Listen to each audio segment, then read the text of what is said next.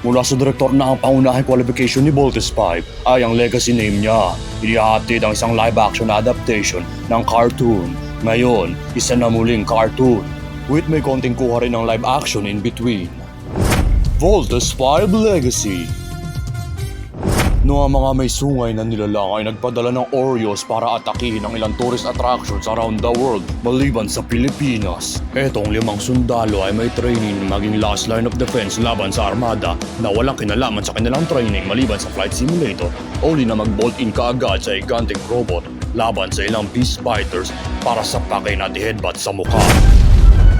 Pero ang itong mga makinang ito ay kasing lakas lang ng kanilang audio control ng mga piloto sa pagsisigaw nila sa voice-activated abilities para lang marinig mo ang bawat abilidad na napamahal ka ng bata ka. Lander missile! Frigate missile!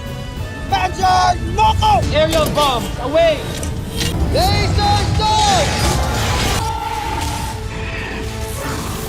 Hell yeah!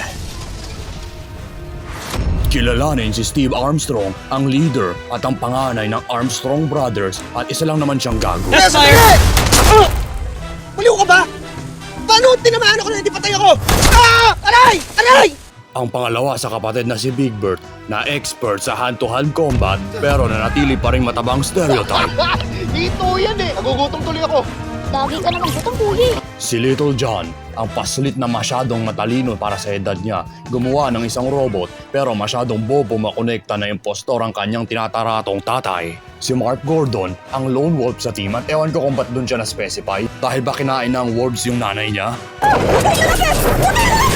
Pero ang isang grupo ay hindi kumpleto kung walang gagawa ng love triangle kung wala si Jamie Robinson.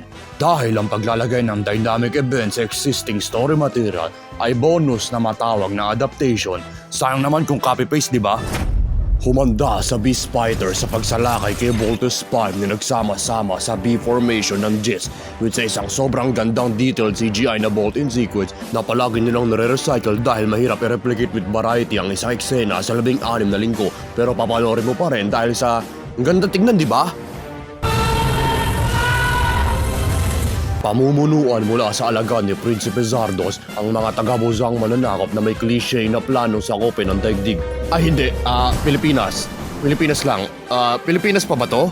Siya ay malapit na ang copy-paste ng 1970s cartoon pero ngayon, inadapt na siyang magsungay kay Zandra kaya modernized na. Panoorin ang attempt nilang lahing buzan sakupin ang planetang Terra Air 2 sa mga ilang palpak nilang strategy.